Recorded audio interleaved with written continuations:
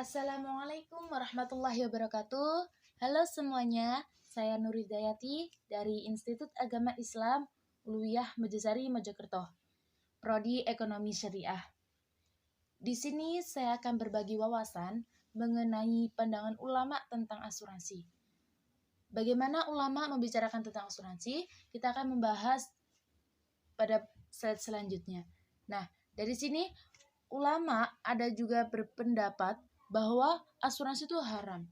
Ada juga yang berpendapat untuk membolehkan asuransi.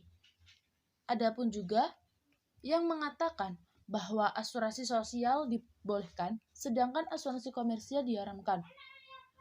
Dari asuransi sosial sendiri itu memiliki pengertian bahwa jaminan sosial yang diberikan oleh pemerintahan kepada masyarakatnya dengan peraturan-peraturan yang mengatur antara hubungan pengurus asuransi atau perusahaan asuransi dengan golongan masyarakat. Sedangkan dari asuransi komersial sendiri, yakni perusahaan asuransi yang dibuat atau perusahaan swasta yang mana peserta dari asuransi sendiri itu berasal dari siapapun yang mau ikut ataupun siapapun yang mau gabung dalam perusahaan tersebut. Nanti akan premi yang dibayar sesuai dengan kesepakatan dari perusahaan asuransi. Nah, jadi lebih tepatnya perbedaannya terletak pada asuransi sosial itu adalah asuransi yang dibuat oleh pemerintahan seperti asuransi kesehatan kayak BPJS. Kalau asuransi komersial itu banyak sekali juga jenisnya dan itu yang menentukan produk-produknya itu dari suatu perusahaan tersebut.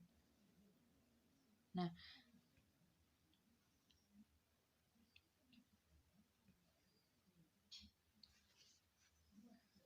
selanjutnya sebelum kita membahas lebih jauh, kita mengenal terlebih dahulu bagaimana pengertian dari asuransi sendiri.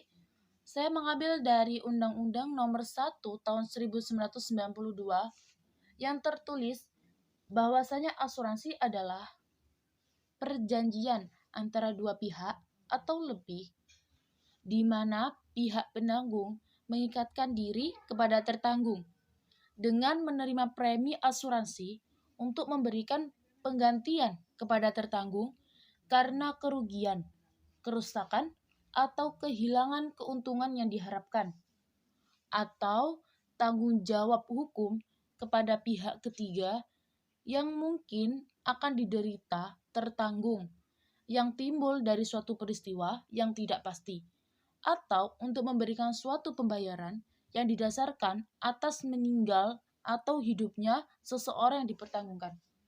Dari saya sendiri, asuransi itu seperti jaminan untuk kita yang akan kita berikan kepada perusahaan asuransi yang mengelola asuransi, dan itu akan dikelola oleh mereka, oleh perusahaan asuransi untuk apapun itu sesuai dengan apa yang kita harapkan.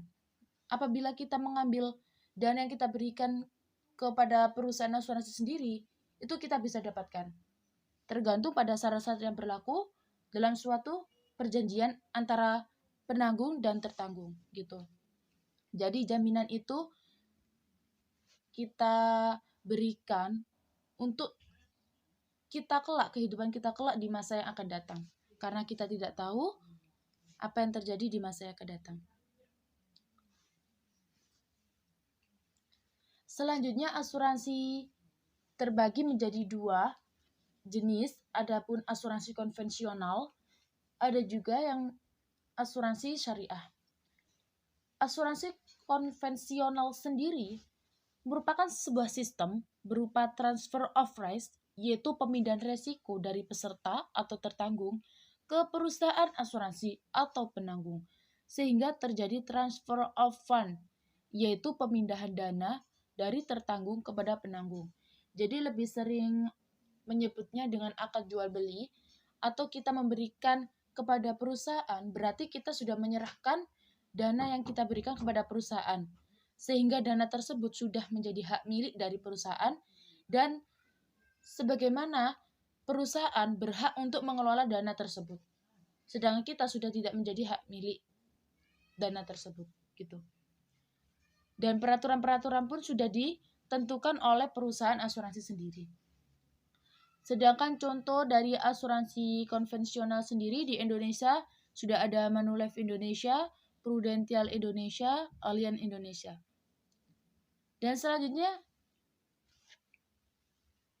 asuransi syariah atau lebih sering disebut dengan takaful merupakan konsep atas dasar perjanjian transaksi bisnis dalam wujud tolong-menolong yang menjadikan semua peserta sebagai keluarga besar yang saling menanggung satu sama lain di dalam menghadapi resiko.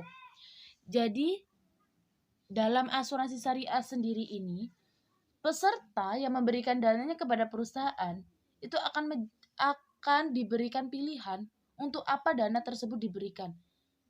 Jadi perusahaan mengelola dana yang sudah diberikan oleh tertanggung itu sesuai dengan apa yang diharapkan oleh tertanggung. Dan apabila nanti tertanggung akan meminta haknya sebagaimana sudah ditentukan dalam perjanjian tersebut, maka perusahaan berhak untuk memberikan dananya kembali kepada tertanggung. Begitu. Dan peserta asuransi ketika sudah masuk dalam asuransi syariah, maka niatnya sudah menjadi atau prinsipnya tolong-menolong. Jadi satu peserta yang terkena musibah, itu semua peserta ikut menanggung. Begitu. Asuransi syariah sendiri di Indonesia sudah ada Prudential Syariah, ada juga BNI Life Syariah, ada juga Adira Syariah.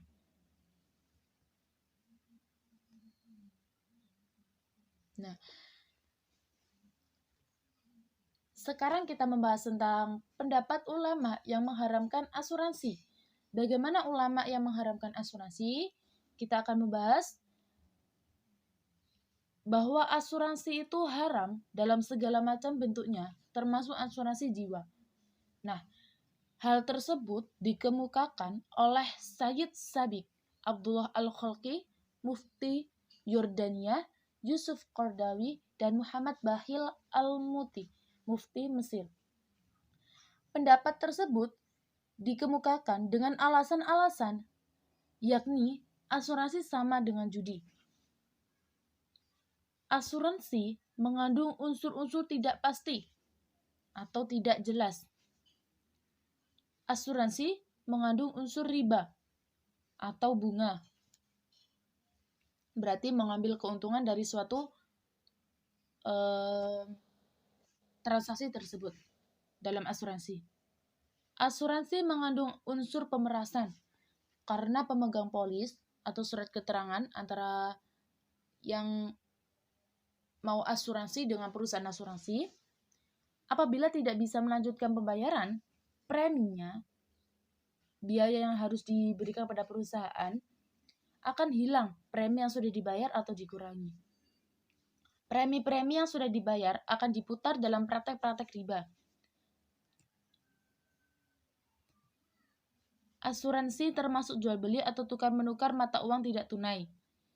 Hidup dan mati manusia dijadikan objek bisnis dan sama halnya dengan mendahului takdir Allah.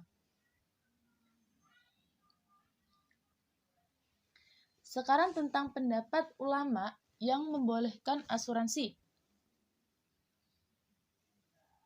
Jadi pendapat itu dikemukakan oleh Abdul Wahab Khalaf, Mustafa Ahmad Zarqoh, guru besar hukum Islam pada Fakultas Syariah Universitas Syria, Muhammad Yusuf Musa, guru besar hukum Islam pada Universitas Kairo Mesir, dan Abdurrahman Isa, atau pengarang kitab Al-Mu'amalah Al-Hadis Al-Ahkam. Dan pendapat tersebut dikemukakan dengan alasan-alasan yakni tidak ada nas Al-Quran dan Sunnah yang melarang asuransi. Ada kesepakatan dan kerelaan dari kedua belah pihak, saling menguntungkan kedua belah pihak. Asuransi dapat menanggulangi kepentingan umum, sebab premi-premi yang terkumpul dapat diinvestasikan untuk proyek-proyek yang produktif dan pembangunan.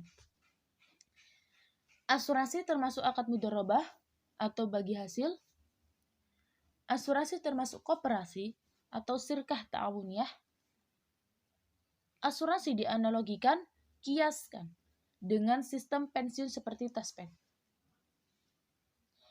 Itu merupakan pendapat ulama yang membolehkan asuransi. Dan ada juga ulama yang mengatakan bahwasanya asuransi sosial dibolehkan, sedangkan asuransi komersial diharamkan. Pendapat itu dianut oleh Muhammad Abdul Zahra, guru besar hukum Islam pada Universitas Kairo. Dengan alasan yang diberikan sama dengan pendapat yang mengharamkan. Dalam asuransi yang bersifat komersial, haram, dan sama pula dengan pendapat yang membolehkan. Dalam asuransi yang bersifat sosial boleh. Alasan golongan yang mengatakan asuransi subhat adalah karena tidak ada dalil yang tegas haram dan tidak haramnya juga asuransi tersebut.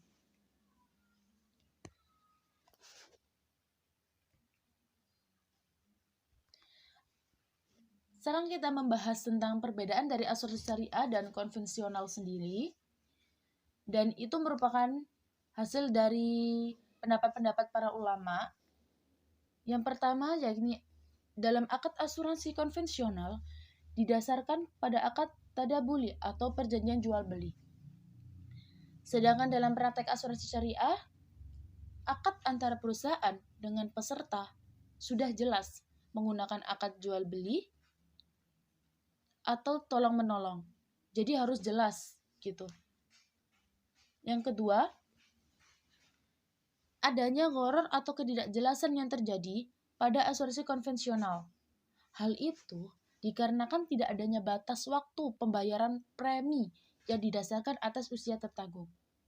Sedangkan pada asuransi syariah sendiri, akad tadabuli atau saling tukar diganti dengan akad takaful, saling menjamin, yaitu suatu niat tolong-menolong sesama peserta apabila ada yang ditakdirkan mendapat musibah. Mekanisme ini oleh para ulama dianggap paling selamat karena kita menghindari larangan Allah dalam praktek muamalah yang gharar atau tidak pasti. Nah, yang ketiga, Muhammad Fadil Yusuf menjelaskan unsur maisir atau judi yang terkandung dalam asuransi konvensional. Hal itu karena adanya unsur gharar, terutama dalam kasus asuransi jiwa. Apabila pemegang polis asuransi jiwa meninggal dunia sebelum periode akhir polis asuransinya dan telah membayar preminya sebagian, maka ahli waris akan menerima sejumlah uang tertentu. Pemegang polis tidak mengetahui dari mana dan bagaimana cara perusahaan asuransi konvensional membayarkan uang penanggungnya. Muhammad Fadli Yusuf juga mengatakan, tetapi apabila pemegang polis mengambil asuransi itu, tidak dapat juga disebut judi. Yang boleh disebut judi jika perusahaan asuransi mengandalkan banyak atau sedikitnya klaim yang dibayar. Sebab keuntungan perusahaan asuransi sangat dipengaruhi oleh banyak atau sedikitnya klaim yang dibayarkan.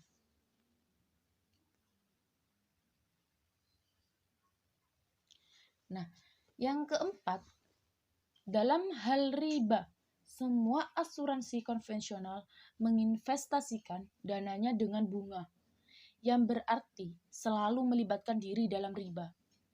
Hal demikian juga dilakukan saat perhitungan kepada peserta, dilakukan dengan menghitung keuntungan di depan. Investasi asuransi konvensional mengacu pada peraturan pemerintah, yaitu investasi wajib, dilakukan pada jenis investasi yang aman dan menguntungkan, serta memiliki likuiditas yang sesuai dengan kewajiban yang harus dipenuhi. Dalam asuransi syariah, menyimpan dananya di bank yang berdasarkan syariat Islam dengan sistem mudharabah. Dalam sebuah hadis, Rasulullah mengutuk pemakaian riba, pemberi makan riba, penulisannya, dan saksinya seraya bersabda kepada mereka semua sama. Dari hadis riwayat Muslim. Nah, begitulah pandangan ulama mengenai asuransi. Bahwasanya asuransi itu haram, halal, ataupun boleh, atau tidak boleh, ataupun subhat, itu tergantung dalam dalil-dalil yang sudah berlaku ataupun alasan-alasan yang sudah kuat oleh pandangan ulama tersebut. Terima kasih kepada semuanya atas dukungan yang diberikan. Salam sukses dari saya. Sekian, wassalamualaikum warahmatullahi wabarakatuh.